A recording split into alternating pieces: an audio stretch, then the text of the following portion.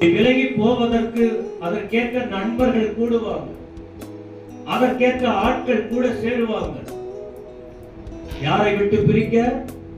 சபையை விட்டு பிரிக்க, ஊழியத்தை விட்டு பிரிக்க, நல்ல அன்பை விட்டு பிரிக்க. ஆனா ஆண்டவர் யோசுவா கிட்ட சொல்றாரு, நீ விலக கூடாது. இரவு பகலா வலதுபுறம் இடதுபுறம் விலகாம இருக்கணும்னு சொன்னால் உனக்குள்ள என்னுடைய வார்த்தை, நியாயப்பிரமாண வார்த்தை, ஆண்டுடைய வார்த்தை. பிரியமானவர்களே, நாம எத்தனையோ முறை விலகி இருக்கிறோம், பல நிலையில் விலகி இருக்கிறோம். இப்ப இன்னைக்கே ஆண்டவர் பேசுறதை யோசிக்கணும், எதுலெல்லாம் விலகி போகும்.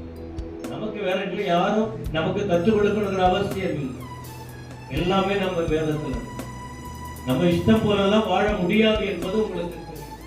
ஏன்னா அவர் கூட இருக்கிறார். அவர் கூட இருந்தா நமக்கு சமாதானம், அவர் கூட இருந்தா ஆறுதல், அவர் கூட இருந்தா தேவைகள் சந்திக்கப்படுது, அவர் கூட இருந்தா நமக்கு தைரியம் இருக்கு, அவர் கூட இருந்தா தெளிவு கிடைக்குது, அவர் கூட இருந்தா நம்ம வளர்றோம், அவர் கூட இருந்தா ஆசீர்வதிப்பார், எல்லாம் தருவார். அதை இழந்து போகாம இருக்கணும்.